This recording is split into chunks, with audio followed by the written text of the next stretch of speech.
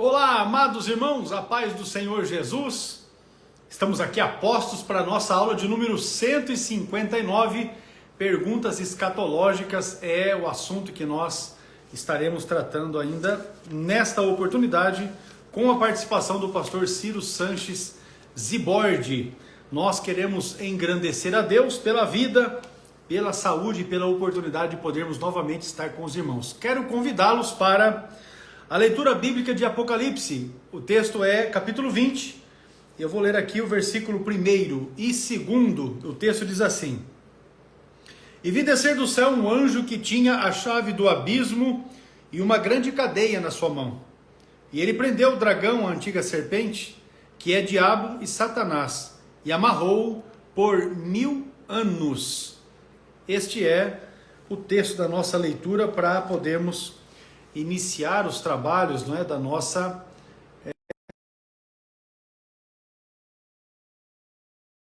será uma bênção, não é, tendo a participação de cada um dos nossos irmãos. Já pedi aos irmãos que você pode tirar um print dessa tela que nós estamos aqui e publicar aí no seu story, convidando, não é, outros irmãos e irmãs que são contatos nas suas redes sociais para estar conosco aqui participando desta aula, a de número 159. Pai do Senhor, pastor Ciro. Pastor Edson, tudo bem? Rapaz, sempre melhorando no Senhor. E você sugestivamente vestido de verde. Não tem nada a ver, né, com aquele negócio? Não tem nada a ver? Não, acho que não. Não? Então fechou. Tem alguma coisa hoje? Eu não estou sabendo, não. Não, eu estou bem por fora, rapaz. Eu estou bem, mas bem por fora. Porque o meu alvinegro não está dando nada, a gente nem se prende, né, a isso. Alvinegro? É. Alvinegro. Alvinegro praiano. Ah, sim, sim. Ser de Santos, né? Então. Pois é. Agora, isso aí. Realmente eu estou de verde. Então. Mas acho que hoje não. Diz, ó, o Jonatas acompanha. O Jonatas está dizendo que é amanhã. Então tá bom. O Jonatas sabe. Amanhã, mas hoje deve ter alguma coisa aí, Dudu. Quarta-feira geralmente tem a barulheira aqui do Flamengo, né? Uhum. Vamos ver aí como que, se não vai atrapalhar a nossa live. A turma tá mais tranquila por esses dias. Tomara que não, né? Tomara que não saia, né? Tomara que não se incomode a turma aí. Tomara que o adversário ganhe. Então, a turma aqui agora, a turma se mudou. Olha que benção, rapaz. Isso é resposta de oração. Resposta de oração. Aquela turma mais complicada, Uhum. eu tô usando fone ainda porque tem outros barulhos, né? Uhum. Mas graças a Deus aquele barulho principal já foi embora. Já foi embora. Glória a Deus. Maravilha. Tá certo então, meu pastor? Nós estamos aqui na nossa aula de número 159. Nós ainda vamos fazer esta de hoje e a próxima ainda dentro desse tema de escatologia. E depois nós vamos mudar aqui a temática das nossas aulas. Porque nós já temos o ano passado todinho, nós estamos fazendo a respeito do tema de escatologia. Entramos, né, para esse ano, uma boa parte dele ainda nesse tema. E nós vamos então passar para uma outra temática já a partir da aula de número 161, que vai acontecer já praticamente para o mês de agosto. Mas tudo está dentro dos conformes. E a gente vai seguindo. Aqui nós estamos tendo em Apucarana a 17ª EBOM, Escola Bíblica de Obreiros e Membros, né? Escola Bíblica de Obreiros e Membros. Não está sendo transmitido, porque foi feito um trabalho de inscrição, então os irmãos que estão matriculados assistem ao vivo presencialmente.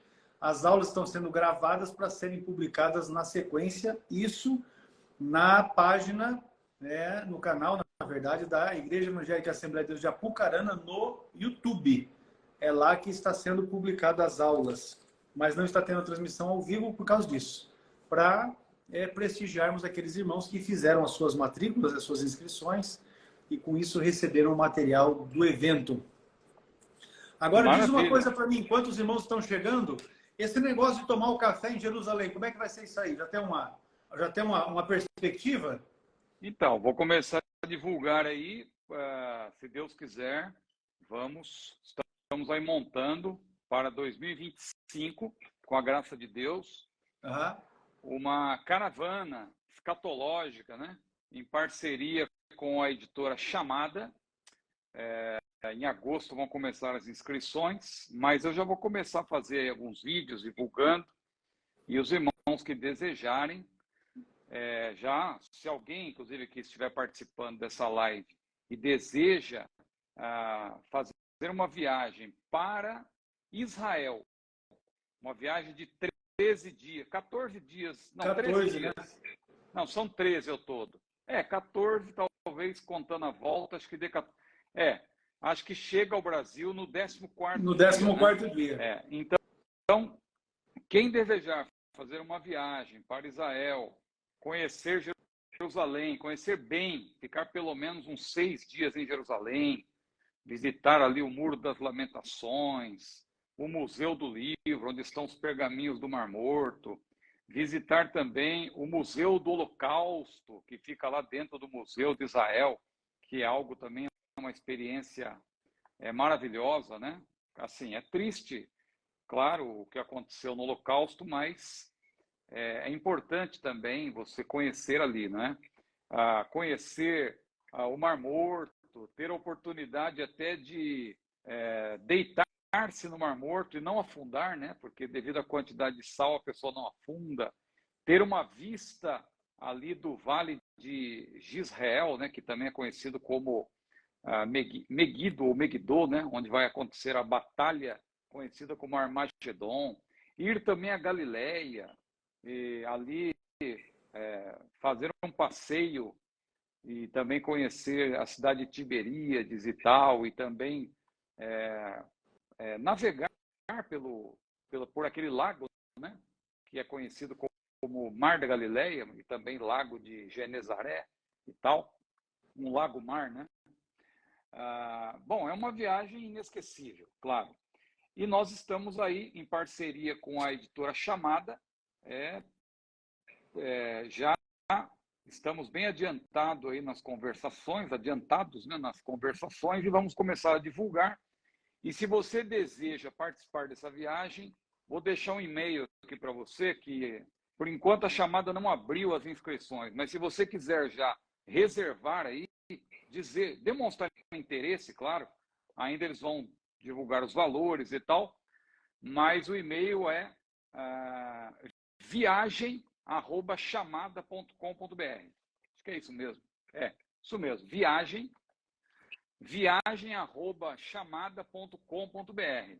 Nós vamos, se Deus quiser, montar uma caravana escatológica. Por que escatológica? Porque vamos chegando naqueles lugares especiais, como o Monte das Oliveiras e tal, vamos apresentar ali abordagens escatológicas. Porque a Bíblia diz, naquele dia os seus pés estarão sobre o Monte das Oliveiras. Então vamos falar sobre isso. Vamos falar sobre o Armagedon. É uma viagem inesquecível, claro, né? Quem vai para Israel, independentemente de ser uma abordagem escatológica ou não, vamos passar por lugares marcantes e tal, dentro de Jerusalém. Ímpares, né? A Via Dolorosa, aqueles lugares ali que são muito conhecidos em Israel. Então vale a pena em 2025 você já pode ir se preparando para pagar, claro, de maneira parcelada. Com então certeza. Vai ser muito importante. Mas nós vamos... Está aí a opção. Para quem entrou agora, esse e-mail que está fixado aqui nos comentários, viagem@chamada.com.br. Se você tem o desejo, né, de fazer essa viagem para Israel, para estar ali em Jerusalém e circunvizinhanças, numa caravana que vai ser conduzida pelo pastor Ciro, numa temática escatológica ali em Jerusalém, nos entornos de Jerusalém, é uma oportunidade. Você pode encaminhar um e-mail, não é, para esse contato que está aí, viagem@chamada.com.br, dizendo que você tem interesse, solicitando informações a respeito de parcelamento. Eu devo me organizar para ir para lá junto com a irmã Eliane. E aí nós vamos tomar um cafezinho lá em Jerusalém por conta do pastor Ciro. E acabou. Pastor Doce, Ecos, sem açúcar. aí, maravilha. Aí. Por enquanto, só uma informação. Os irmãos que enviaram e-mail, só coloque assim, ó, no assunto, coloque assim, viagem com Cyrus e Bordes, só para eles identificarem lá, não é? Porque são Porque várias. A eles editora faz várias viagens para lá, né? formar pelo menos dois grupos. Então, é importante colocar viagem com Cyrus e Bordes, porque aí o irmão identifica que é o grupo que vai comigo. Ah, sim.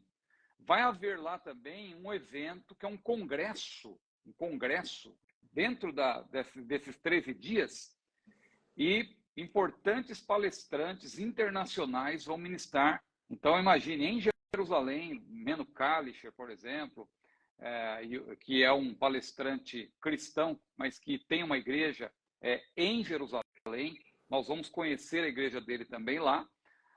Outros preletores também dos Estados Unidos vão estar ministrando, então nós vamos ter o privilégio de ouvir essas palestras lá em Jerusalém, né? Vamos ficar num hotel 6 dias em Jerusalém, depois vamos para um outro hotel na Galileia, vamos ficar um tempo também na Galileia, que é um lugar maravilhoso. Então, quem encaminhar esse e-mail aí, viagem@chamada.com.br, coloque o assunto, por gentileza, viagem com Cyrus e Bordes, não é?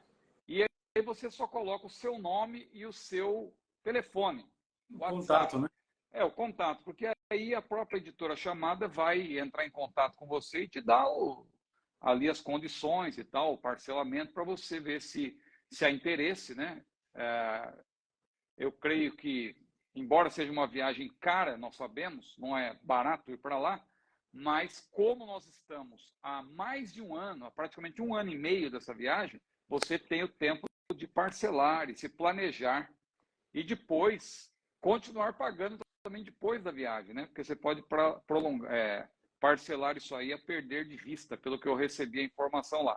Então, mande um e-mail para viagem@chamada.com.br. O assunto, viagem com Cyrus e Bordes, por gentileza. Por enquanto, vão dar esse título provisório aí. E coloca o seu nome e o seu telefone. Somente isso, por gentileza. Com DDD, evidentemente, né? O telefone com DDD, que se for o seu WhatsApp, melhor ainda. Fechou, gente. Olha, tá aí uma oportunidade abençoadora. Então, eu vou dizer para você que tem interesse em fazer essa viagem para Israel, para estar com o pastor Cyrus e Borges participando desse momento lá, onde também será feita uma apresentação do cenário escatológico nos lugares onde os eventos acontecerão. Tire um print da tela para você ficar com um e-mail aí, viagem@chamada.com.br. Mande um e-mail lá para a editora e você receberá retorno com as informações a respeito. E, obviamente, nas próximas aulas aqui, e mesmo no canal do pastor Ciro, ele vai estar fazendo uma divulgação mais ampla e os irmãos terão a oportunidade de participar desse momento, que certamente será uma benção. Eu vou fazer um vídeo bem objetivo, mas falando de todos os lugares por onde nós vamos passar, ou seja, divulgando o roteiro de uma maneira bem objetiva, desde o primeiro dia até o 13º dia. É uma viagem inesquecível. Se Jesus não voltar até lá, vai ser uma benção estarmos todos lá. Pastor Ecos também vai estar lá pregando, né, pastor? Rapaz. Maravilha. Muito tá bom. Bom, então, Tá bom. Vamos lá. Vamos aproveitar. Amém. Vamos iniciar, então, aqui, meu pastor, a nossa pauta de hoje. Apenas um detalhe, nós temos aqui uma primeira pergunta, e esta pergunta, que será a primeira aqui, nós não temos ela na divulgação da pauta, porque foi uma questão levantada hoje, não é? Por um dos nossos núcleos, e aí eu avisei que esta seria a pergunta que nós estaremos acrescentando ela na nossa live de hoje. Então vamos lá. A questão baseada em Apocalipse capítulo 20, versículos 1 e 2, que eu li inicialmente aqui, diz que Satanás será preso, visto que ele usa os demônios para executar o seu plano na terra. A pergunta que nos foi feita é essa: onde ficarão os demônios? E a pergunta está fazendo referência em relação ao período do milênio, né? Uma vez que o diabo vai estar preso, a pergunta que o irmão faz é: onde é que os demônios estarão? Então, a pergunta é bastante interessante, né? Porque nós sempre temos afirmado aqui que a Bíblia é análoga, O que significa isso? Significa que a Bíblia explica a própria Bíblia e em alguns casos em que nós não temos um versículo específico afirmando determinada verdade, nem por isso significa que a Bíblia não tenha a resposta, né? Porque a gente vive aí num tempo em que as pessoas, às vezes, participam de algumas lives, de algumas podcasts hoje em dia, né? E aí a gente percebe alguns debates que alguém diz assim, mostra um versículo, eu queria pelo menos um versículo. E a Bíblia não vai ter um versículo para cada resposta que você quiser, né? Mas a Bíblia é também um livro de princípios, a Bíblia é um livro de exemplos, a Bíblia ela é análoga, né? Ou seja, então nós temos que respeitar a analogia da fé, a analogia geral da Bíblia, mediante a qual você obtém determinadas respostas e afirmar determinadas verdades, mesmo não tendo um versículo que diga aquilo, não é errado, né? Então, esse é um caso, né? Nós dissemos, por exemplo, nas aulas anteriores, que Jesus vai estar reinando. Jesus em pessoa na terra vai estar reinando. O diabo será preso. Quem é o diabo? O diabo, a Bíblia diz que ele é o Deus desse século. A Bíblia diz que ele é o príncipe deste mundo. A Bíblia diz em Apocalipse capítulo 12 que Satanás, ele que arrastou, ele como dragão, né? Ali ele é apresentado como dragão, ele arrastou a terça parte das estrelas, que é uma referência à terça parte dos anjos, ele foi precipitado na terra. Ou seja, significa que ele, que hoje age no mundo, mas com restrição, ele é o príncipe das potestades do ar, no período tribulacional, tendo pouco tempo e sabendo que pouco tempo lhe resta, ele vai estabelecer o seu trono, por assim dizer, na terra, diretamente na terra. Porque hoje, a Bíblia menciona lá em Apocalipse 2 e 3, o caso de uma igreja em que o Senhor Jesus diz que ela estava onde havia o trono de Satanás. Ali não é literal, que o diabo estava de fato ali, com a sede do seu governo ali. Não, ali é porque havia pessoas que davam lugar para Satanás naquela cidade e o diabo tinha ali facilidade de agir porque as pessoas lhe davam lugar, né? Esse é o sentido. Não é que o diabo estava com toda a liberdade para agir na terra, com seu trono estabelecido na terra.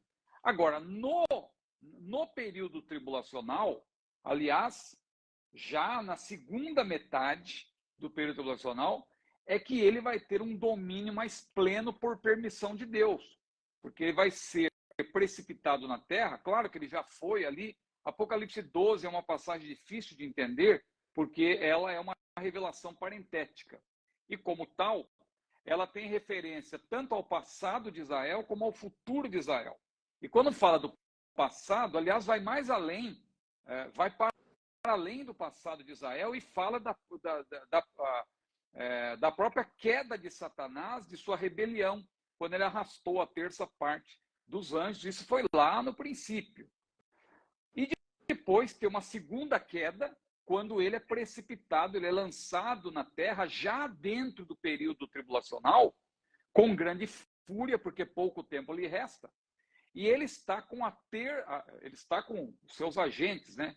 Ele que fez com que a terça parte se rebelasse contra Deus, esses emissários de Satanás estão com ele. Ele é o líder. Ora, à luz de toda essa descrição, quando você chega em Apocalipse capítulo 20, e a Bíblia diz que Satanás foi preso por 1000 anos, é evidente que, junto com Satanás, todos aqueles que lhe são subordinados também estarão fora de ação no milênio, né? Então, se Satanás será preso no abismo, isso também se aplica a todos os seus emissários. Ou seja, a terra, durante o milênio, estará livre.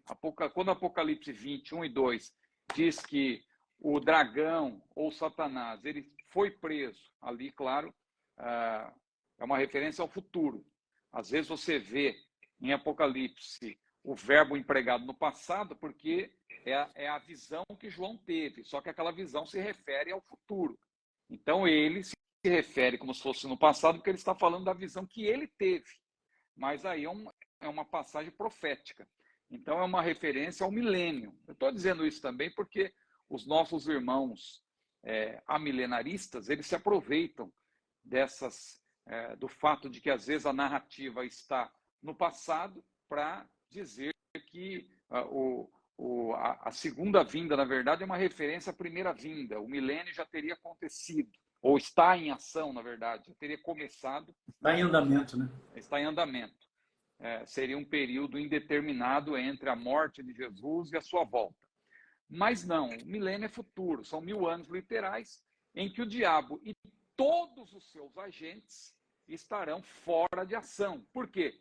Cristo vai estar governando literalmente na terra. Não haverá nenhum espaço para a ação do mal. O diabo vai estar preso. Ele, como se o chefe estará preso, é evidente que todos aqueles que são liderados por ele também estarão fora de ação, né? Então, esse é um tipo de verdade que não tem um versículo explícito, mas a analogia geral da Bíblia, ou seja, o corpus, o conjunto de textos, especialmente do livro de Apocalipse, nos dá completa tranquilidade para fazer essa afirmação de que o diabo e todos os seus emissários estarão fora de ação durante os 1000 anos. Claro que depois dos 1000 anos, a Bíblia diz que Satanás será solto. E aí subentende-se também que não somente ele, mas também, porque o diabo não é onipresente, então ele sozinho não teria como tentar toda aquela multidão que é descrita em Apocalipse 20. Ali que é descrita, inclusive, como pessoas que estarão nos 4 cantos da terra. De todas as nações, né? De todas as nações. Ele vai arrebanhar muita gente. Claro que ele sozinho não teria condição de fazer isso. Ele vai ter também os demônios ao seu dispor. Então, esse é um outro texto que também corrobora o que eu estou falando, porque ele só vai poder fazer isso depois que for solto, juntamente com todo o seu exército. Então, quando ele for solto após o milênio, aí ele vai tentar muita gente. Mas durante o milênio, não. Tanto o diabo como seus agentes estarão aprisionados no abismo, fora de ação. Muito bem, meu pastor. Para complementar essa questão, nós temos uma segunda pergunta que foi feita, que esta sim é a primeira que está na divulgação, na nossa pauta de hoje. Aí, sem mencionar o nome, porque o aluno que fez essa pergunta, ele citou o nome do pastor calvinista, né? E nós não estamos aqui para isso. Então, eu coloquei assim, um pastor calvinista dizendo que estamos vivendo um milênio. Essa foi a colocação do aluno. Como contestar? Que é a mesma situação que você acabou de colocar em relação a essa situação que nós temos aqui. Nem precisa dizer o nome, realmente, porque praticamente todos os pastores calvinistas... Tem essa ideia. Se bem que há exceções, né? A gente poderia aqui citar, por exemplo, John MacArthur, né, que é um famoso calvinista e também antipentecostal, mas ele é pré-milenarista. Então, é um caso excepcional. Mas a maioria dos calvinistas são realmente amilenistas, né? Ou amilenaristas. Os calvinistas, de modo geral, eles são amilenaristas. E nós já temos explicado aqui que o amilenismo ou amilenarismo afirma que o reino de Cristo por 1000 anos não é literal. Na verdade, um tempo, 1000 nesse caso, seria um tempo indeterminado, simbólico. Claro que eles fazem essa afirmação a bel prazer, porque o texto em si não corrobora, né? Eles partem do pressuposto de que Apocalipse é um livro altamente simbólico e tal, só que isso aí não é base suficiente. Você tem que analisar o texto dentro do seu contexto. E o sentido, o bom exegeta, ele sabe que o sentido é o próprio texto que o sentido é o próprio texto que fornece, né? Porque esse é o método histórico-gramatical. O método histórico-gramatical, a autoridade reside no quê? Reside no fato de que o que vale é o que o autor quis dizer. O autor quis dizer. E aí você identifica o que o autor quis dizer como? Estudando o contexto. E claro que contexto não é só o que está antes e depois do texto. É todos os tipos de contexto. Contexto cultural, histórico, geográfico, o próprio conjunto da frase, e também o contexto remoto, o contexto geral, a analogia geral que eu citei. Então, quando você olha para tudo isso, você percebe que não tem como você alegorizar os 1000 anos. Claro que os irmãos milenaristas eles vão contestar. Por quê? Porque eles seguem a interpretação alegórica, nesse caso, que é uma contradição também. Porque eles alegam que a partir de Lutero houve uma retomada justamente do método histórico-gramatical, que teria começado ali na escola de Antioquia da Síria. Na verdade, começou antes, começou com o próprio Senhor Jesus, porque Jesus colocou a semente da interpretação literal. Jesus citou Adão e Eva, citou Jonas, citou Noé, como personagens reais, como foi nos dias de Noé. E assim como Jonas esteve 3 dias, Jesus se refere a Jonas como um personagem, alguém que viveu dentro da história. Então Jesus não corrobora esse tipo de interpretação alegórica que prevalece, inclusive, na Igreja Católica Romana, até hoje, que é uma herança da escola de Alexandria. Começou lá com Filo de Alexandria, que foi um contemporâneo de Jesus, mas cujos escritos só foram ser mais observados a partir do 2º, 3º século. Orígenes. Depois o próprio Agostinho, ele também abraçou essa ideia de que por trás do texto tem um sentido mais profundo, anagógico, alegórico, escatológico, que é mais importante do que o próprio sentido que está ali no texto, evidente no texto. E isso, infelizmente, prevaleceu por toda a Idade Média. Quando chega na Reforma, no período da Reforma, no século XVI, Lutero se contrapõe a isso. Calvino também, não é alegoria, o texto é literal, a Bíblia interpreta a própria Bíblia e tal. Só que, curiosamente, Lutero e Calvino, e a maioria dos reformadores, quando chegam em Apocalipse, eles deixam de lado esse método histórico-gramatical e fazem prevalecer o método alegórico. Não, Apocalipse é altamente simbólico, e aí eles deixam de lado o método histórico-gramatical, abraçam esse método alegórico, que alegoriza aí os 1000 anos. Então, o nosso irmão pergunta, há um pastor calvinista dizendo que estamos vivendo o milênio. É porque eles acreditam que o milênio é espiritual. Eles, na verdade, fazem uma interpretação de Apocalipse considerando o livro recapitulativo, né, como que fosse recapitulativo, ou seja, quando você lê Apocalipse, na posição deles, tudo que fala sobre o futuro, eles dizem que é uma referência à primeira vinda. Então, é passado. Eles fazem uma interpretação sob o ponto de vista preterista. O preterismo como aí uma forma hermenêutica de interpretar a Bíblia. Então, quando a Bíblia diz que Jesus estabelecerá o milênio aqui na Terra, eles dizem que não, isso aí foi na primeira vinda. Jesus já veio, já estabeleceu o milênio e já prendeu Satanás.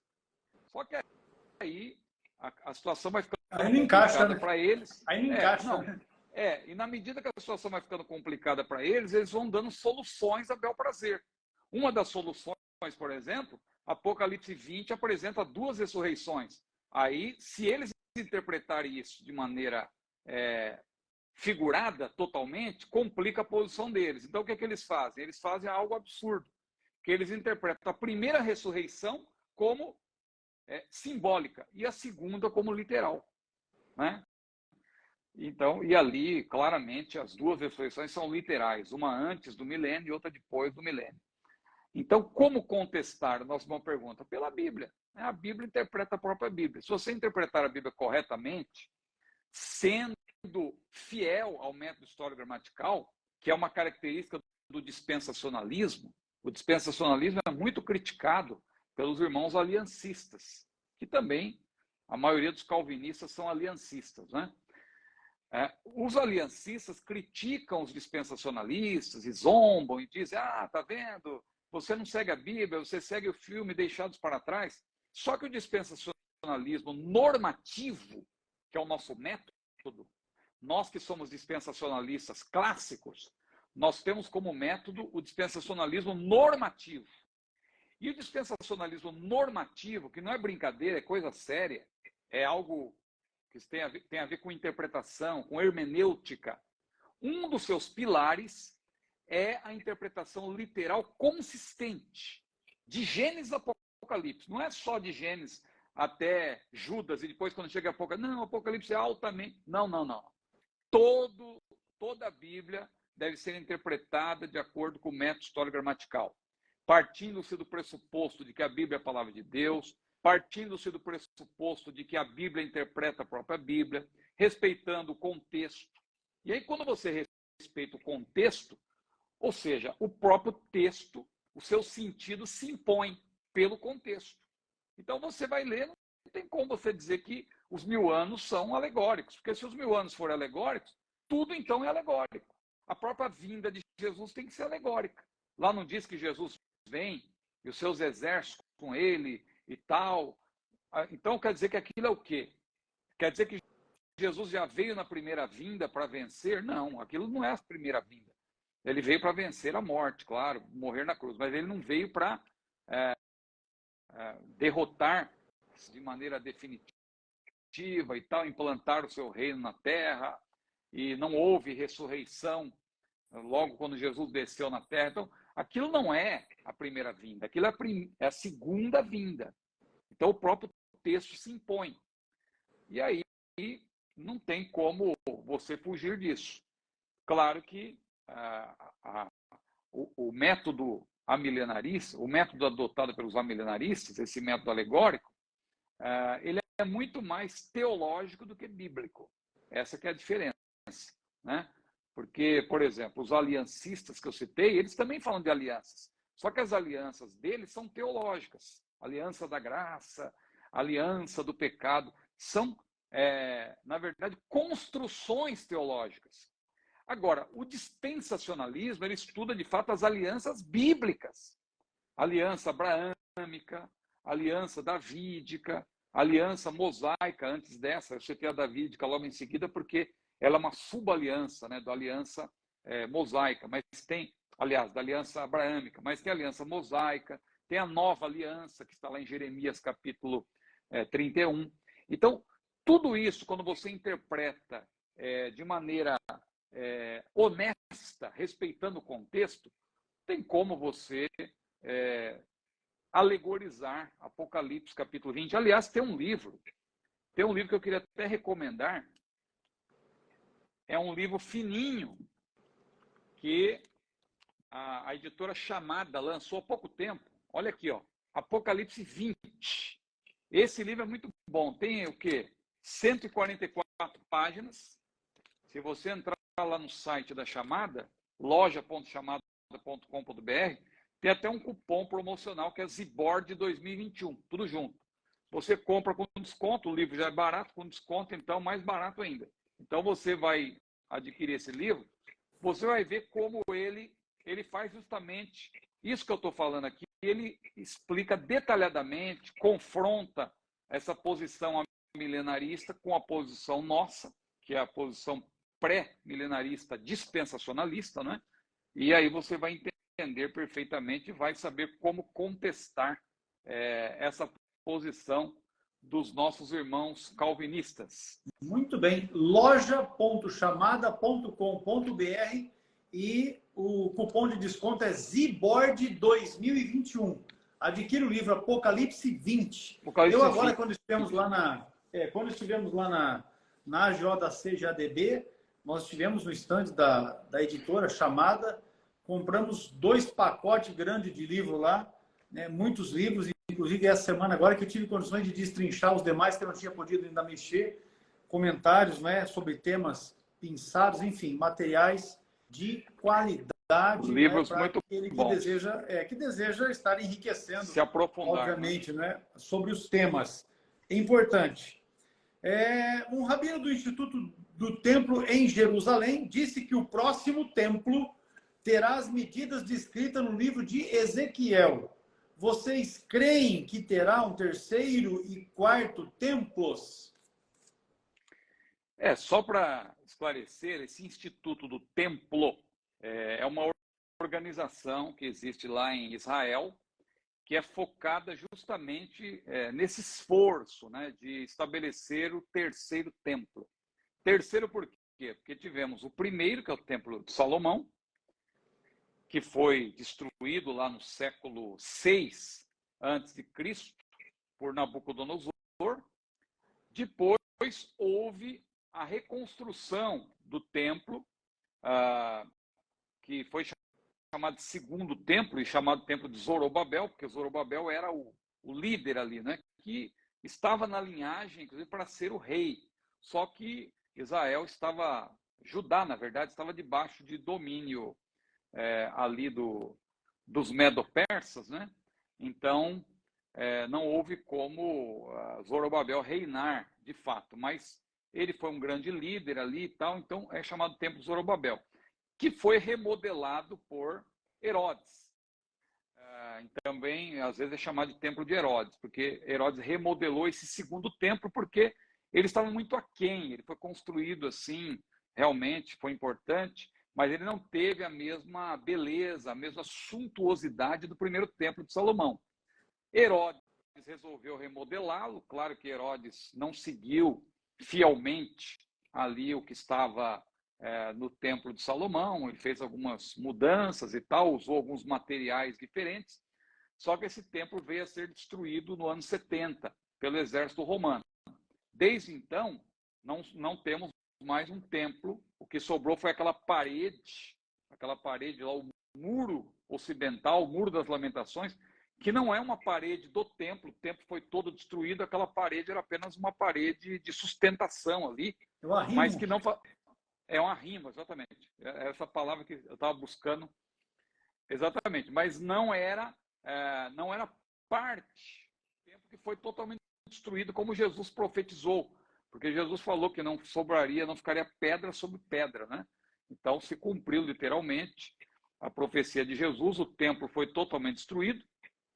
E essa organização aí que o irmão menciona, o Instituto do Templo, trabalha com isso, seus objetivos aí a longo prazo é construir realmente o terceiro templo, lá no Monte do Templo, que é o local ocupado ali pela cúpula da rocha, né?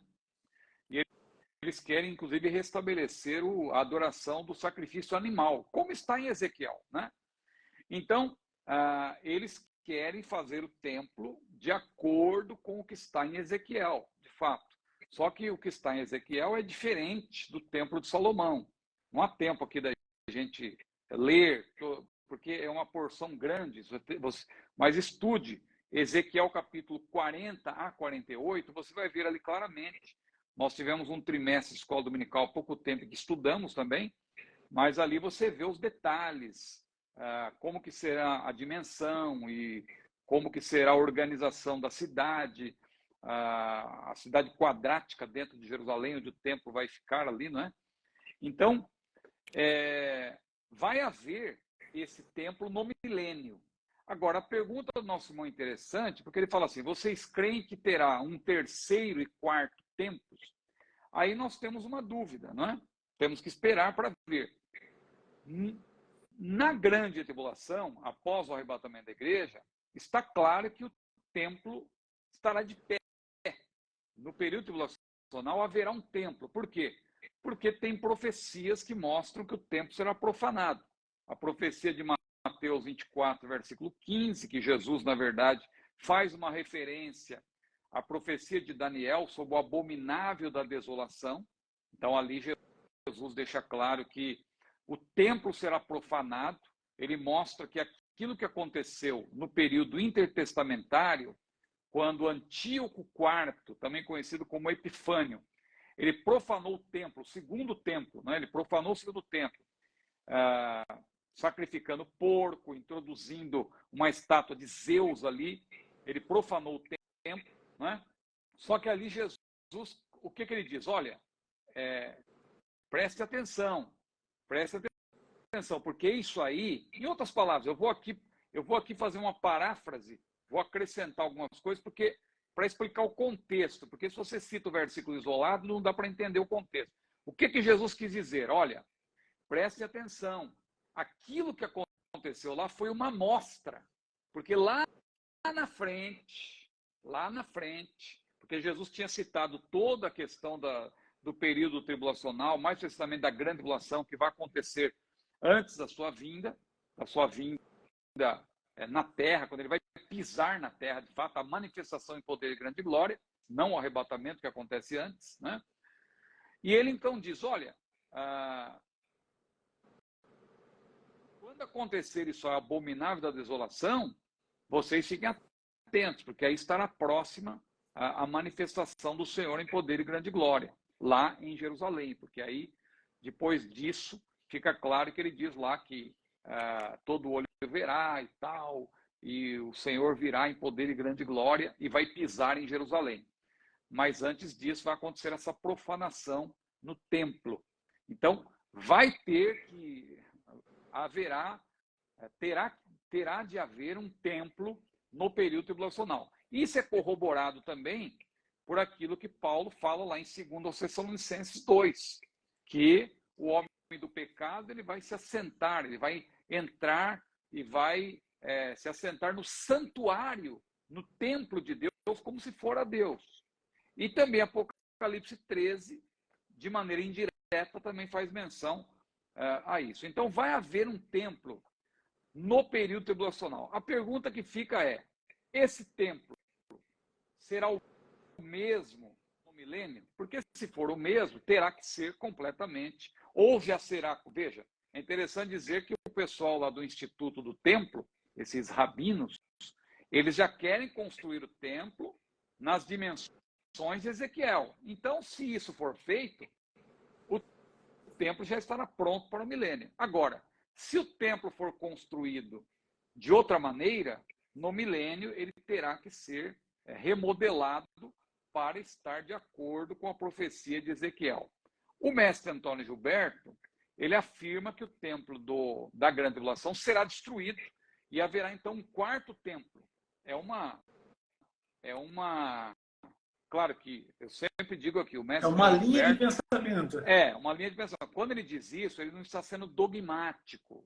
O mestre Antônio Gilberto, ele sempre dizia isso, olha, vamos esperar e tal, mas o que ele quer dizer é que, pelo que tudo indica, o templo do período tribulacional será destruído. O próprio anticristo vai destruir o templo e depois, no milênio, haverá um quarto templo.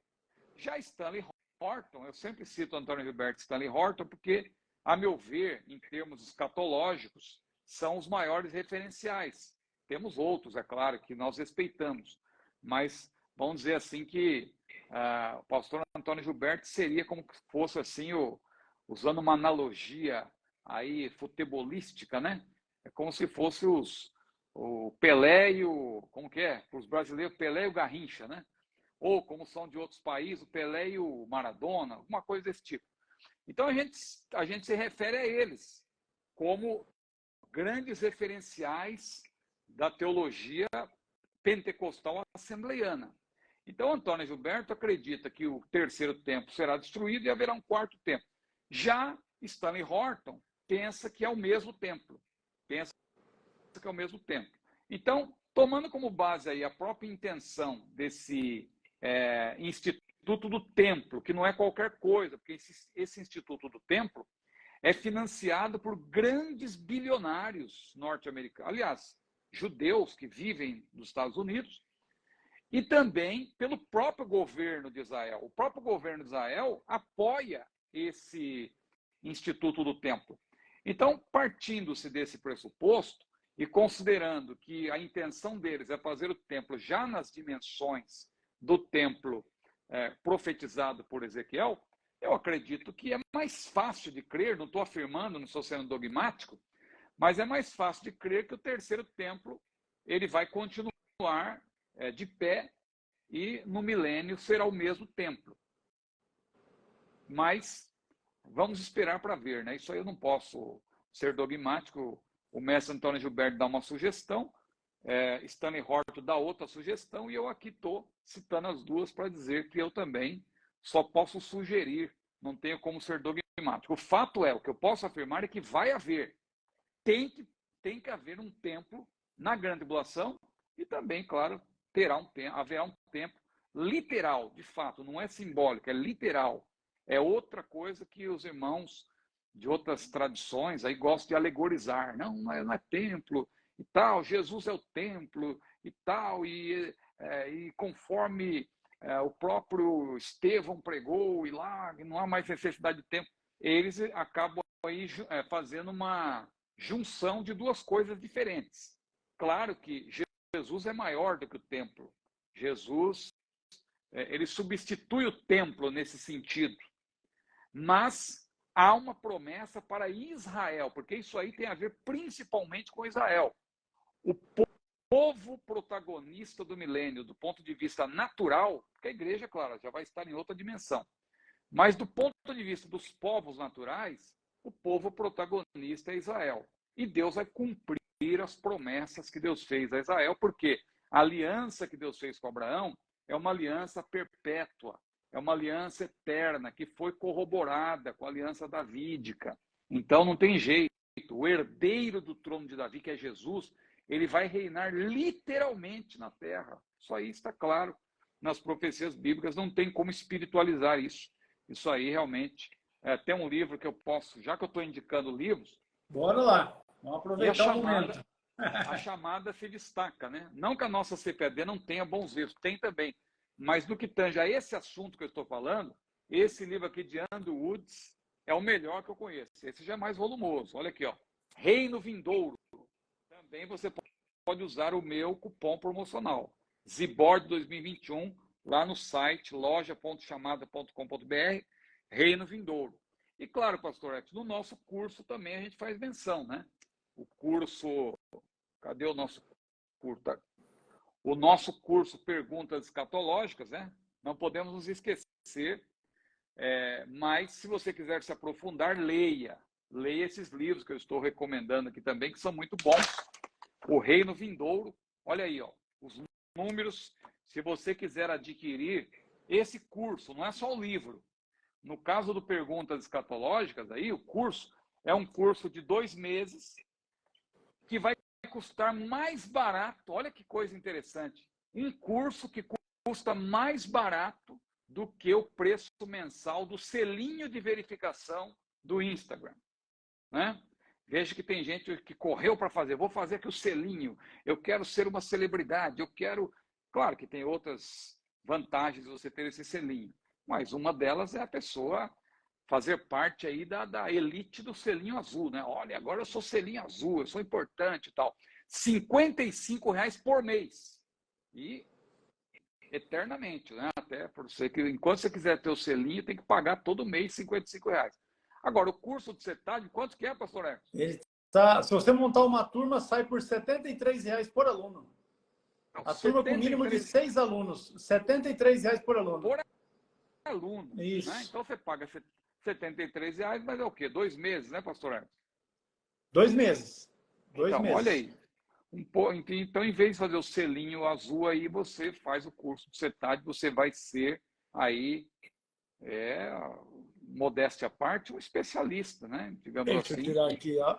Perguntas escatológicas, tá aí. Deixa eu deixar o contato aqui, ó. Tire o print da tela, que eu vou voltar a tela para mim aqui. Pronto, tire o print. Aí tem os nossos contatos, telefone fixo, WhatsApp, e-mail, também o site e as nossas redes sociais, CETADEB, no YouTube, Facebook e também aqui no Instagram. Lembrando que esta live fica gravada aqui no Instagram e amanhã ela também vai ser liberada no nosso canal no YouTube, para que os irmãos possam estar acessando este conteúdo. Veja aí que bênção. Deixa eu voltar aqui. Maravilha! Você vai ter aí a condição de adquirir. Vamos aqui, meu pastor.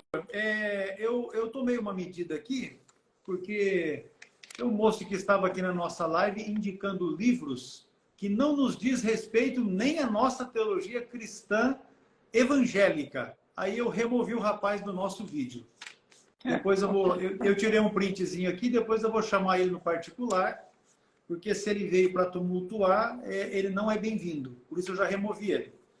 Mas vamos lá. No céu, nós conheceremos os nossos entes? Então, Essa é uma pergunta ela é recorrente, com certeza. É. Essa é aquela dúvida que, vez por outra, alguém apresenta ela aqui para a gente nas nossas aulas, né? A resposta para essa pergunta, ela tem que estar associada à própria ressurreição de Jesus. Por quê? Porque quando Jesus ressuscitou, ele que se fez homem, né? Plenamente homem, ele ressuscitou, claro, no mesmo corpo, porque ressurreição, aliás, só existe ressurreição no mesmo corpo, né? Porque se fosse outro corpo seria uma reencarnação.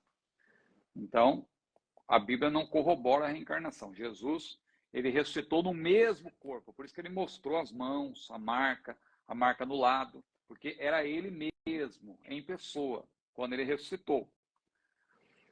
Isso lança a luz sobre essa questão, por quê? Porque a Bíblia diz em Filipenses capítulo 3, versículos 20 e 21, que nós vamos ter um corpo semelhante ao de Jesus.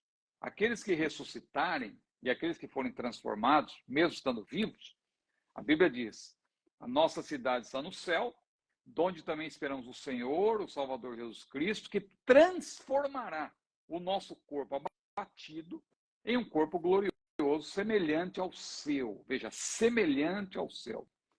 Então, Jesus continua sendo homem até hoje. É importante, é um mistério, a gente não entende isso, mas 1 Timóteo capítulo 2, versículo 5 é claro ao dizer que há um só Deus, um só mediador entre Deus e os homens, e este mediador é Jesus Cristo, homem. Então, ele ressuscitou no mesmo corpo, não foi uma reencarnação. Jesus, ao ressuscitar, ele comeu e bebeu. Não que ele precisasse fazer isso, mas foi apenas para demonstrar que era ele mesmo, ele que havia ressuscitado. E aí tem muitos pormenores que eu não vou aqui citar para ganhar tempo. Mas o que eu queria dizer é o seguinte, muitas coisas vão acabar no céu, né? Muitas coisas vão acabar no céu. Por exemplo, Apocalipse, quando nós tivermos o nosso estado eterno, não haverá morte, não haverá dor. Outra coisa que não vai haver no céu é casamento. Jesus falou que nós seremos como os anjos, né? E os anjos nem se casam e nem se dão em casamento. Agora, se muitas coisas vão acabar no nosso estado eterno, quando nós tivermos um corpo semelhante ao de Jesus, muitas outras coisas vão permanecer, mesmo em outra dimensão. Nós vamos estar em outra dimensão, mas vão permanecer. Por exemplo, o nosso relacionamento com Deus. Hoje nós temos um relacionamento com Deus, lá vamos ter muito mais. Mas vamos continuar sendo servos de Deus. Apocalipse capítulo 22, versículo 3, a Bíblia diz, os seus servos o servirão. Apocalipse capítulo 22, versículo 3. Nosso corpo físico, ainda que glorificado, vai continuar. 1 Coríntios 15 diz que o que é mortal se reveste de imortalidade, o que é corruptível se reveste da incorruptibilidade, mas mantém-se, é o mesmo corpo transformado, glorificado. Não é um novo corpo no sentido de que vai ser trazido um novo invólucro. Não. O nosso corpo será glorificado. É o mesmo corpo que será glorificado, né? Mas, claro, não será mais um corpo limitado, e também a questão do aprendizado, claro, que vai ser mais amplo, e tudo isso. E no que tange ao... O irmão pergunta aqui sobre reconhecer os entes, né? Então, veja, isso vai continuar. Porque a Bíblia menciona Abraão, Isaac e Jacó, vamos nos assentar com eles. Como que nós vamos saber quem são Abraão, Isaac e Jacó? Vamos conhecê-los. E se vamos reconhecer Abraão, Isaac e Jacó, que viveram há milhares de anos antes de nós, vamos reconhecer também os nossos entes queridos, nossos irmãos, aqueles que estiverem na presença de Deus. Mas numa outra dimensão. Ah, irmão Ciro, então se eu vou reconhecer as pessoas e aqueles que não estiverem lá, já pensou um pai cujo filho nunca se converteu, ou um filho que se desviou e terá ido para o inferno? Já pensou a tristeza desse pai? Ele está na eternidade, ele vai procurar o seu filho, cadê meu filho? Veja, isso tudo é problema aqui da terra. É problema dessa dimensão em que nós estamos hoje. Lá na glória é outra dimensão. A Bíblia deixa claro que não tem mais dor, não tem mais morte. O Senhor vai enxugar dos nossos olhos toda lágrima. Então não tem mais tristeza no céu. Não tem mais tristeza por causa da ausência de alguém. Isso não existe lá. Isso é coisa aqui da terra. Isso é coisa da nossa condição limitada. Limitada. Lá nós vamos estar numa outra dimensão. Nós vamos reconhecer as pessoas, mas reconhecer as pessoas para ter uma comunhão com elas profunda e viver na presença de Deus, na sua glória. E aí nós poderíamos, o tempo não permite a leitura de tantos textos bíblicos, mas a gente poderia citar aqui passagens que mostram que Jesus, quando ele ressuscitou, ele foi reconhecido. Ele se deu a conhecer. Isso mostra que haverá reconhecimento das pessoas mesmo após a sua ressurreição. É o caso lá de João, capítulo 20, versículo 16.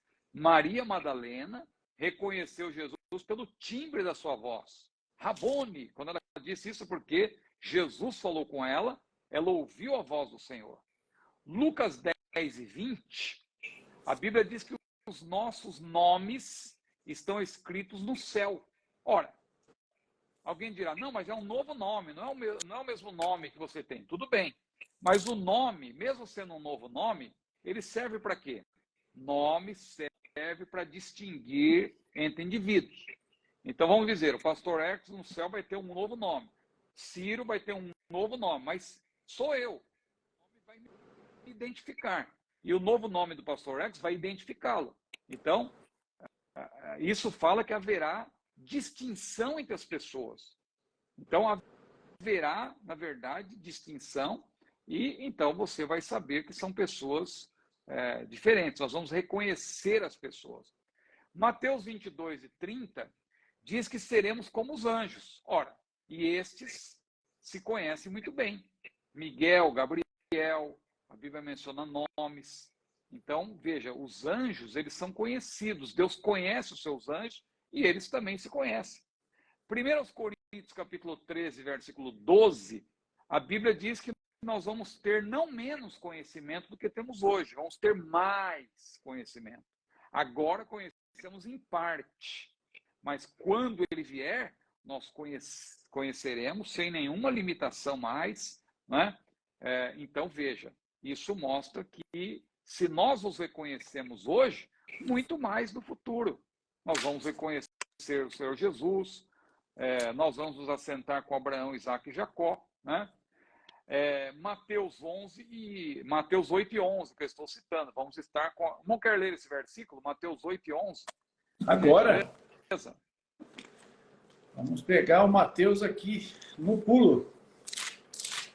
8 e 11 diz assim: mas eu vos digo que muitos virão do Oriente e do Ocidente e assentar-se-ão à mesa com Abraão, e Isaac e Jacó no reino dos céus. Então, veja aí que eles vão ser reconhecidos. Mateus 17, que menciona lá, por exemplo, entre outras coisas, esse capítulo fala da transfiguração. Ali nós vemos que Pedro, Tiago e João reconheceram Moisés e Elias. E eles tinham vivido muito tempo antes. Agora, se Pedro, Tiago e João nunca estiveram com Moisés e Elias, como que eles os reconheceram? Então você vê que ali é uma amostra, o que aconteceu na transfiguração, é uma amostra de como será o nosso estado eterno. E um texto que a gente poderia ler também é 1 Tessalonicenses 2 e 19. Olha que interessante que Paulo diz. Primeiro, não puder ler, por gentileza, Sim. E a gente finaliza com essa leitura. 1 Tessalonicenses 2 e 19. 2 e 19. Deixa eu voltar mais uma página aqui, então. E está escrito: Porque qual é a nossa esperança, ou gozo, ou coroa de glória? Porventura não o sois vós também diante de nosso Senhor Jesus Cristo em sua vinda? Então, o que Paulo está querendo dizer aí, em outras palavras? Olha, eu vou ficar muito alegre, vai ser um momento especial, porque na vinda de Jesus, eu vou estar com todos vocês. Então, ele deixa claro aí que ele vai reconhecer aqueles irmãos. Dentre as multidões de servos de Deus que vão estar sendo arrebatados naquele momento, Paulo ele diz, olha, eu vou reconhecer vocês, vai ser uma alegria rever vocês, estar com vocês naquele grande dia. Então, nós afirmamos, sem nenhuma dúvida, de que haverá. Claro que a gente não tem como pormenorizar isso, porque é algo que, mais uma vez, citando Romanos 8:18, que é um dos meus versículos preferidos em escatologia, diz que as aflições desse tempo presente não são para comparar com a glória que em nós há de ser revelada. Então, nós vamos ter mais conhecimento, evidentemente, mas a maneira como vamos interagir e alguém fica preocupado, será que eu vou me lembrar das coisas tristes e tal que aconteceram na Terra? Eu sempre destaco aqui que o estado eterno é diferente do chamado estado intermediário. Aquelas almas que estão debaixo do altar de Deus, o Apocalipse 6, ali elas não estão na condição plena, porque ainda não houve para elas a ressurreição ali. Elas estão apenas na condição imaterial, espírito e alma. O corpo está na terra. Então, nessa condição, nesse estado intermediário, elas têm lembranças negativas da terra, sentem tristeza e pedem até vingança. Senhor, quando nos vingarás? Até quando? Né? Então, isso aí é um estado intermediário. No estado eterno, não há mais morte, não há mais dor, não há mais tristeza. Então, haverá lembranças da terra? Se o nosso conhecimento será maior, eu acredito que pode haver lembranças. Mas essas lembranças não vão ter poder sobre esse novo estado, esse estado glorioso em que o servo de Deus vai se encontrar. É um estado em que não há mais tristeza. Então, não há por que se preocupar com isso. E meu ente querido que não estiver lá e tal, eu vou sofrer por isso. E aquela lembrança e tal. Veja, o nosso conhecimento será mais amplo e, claro, um conhecimento voltado para glorificar a Deus e ter uma comunhão íntima com Ele. Não vamos mais ter coisas supérfluas dessa vida e tal. Não, aí é um novo estado, um estado glorioso, uma nova dimensão para glorificar a Deus e viver para sempre na presença dEle. Maravilha, meu pastor. Com esta nós encerramos o nosso tempo, até porque aqui em Apucarana está ventando muito, está para ter um temporalzão aqui na área e a luz já oscilou algumas vezes aqui, eu achei que eu ia perder a transmissão. Nós vamos deixar salva essa live, amanhã ela vai ser liberada também no nosso canal no YouTube CETADB, para que os irmãos possam rever, não é? E fazer as suas devidas anotações e observações. Ficamos à disposição de todos para estar esclarecendo aquilo que for necessário dentro dos temas que ora foram apresentados aqui nesta nossa aula de número 159. Pastor Ciro, a oportunidade é sua para as considerações finais. Pastor Ecos, eu vou aproveitar então, já que o irmão me deu essa oportunidade, claro. No começo fez menção, só para reiterar, os irmãos que desejarem viajar para Israel,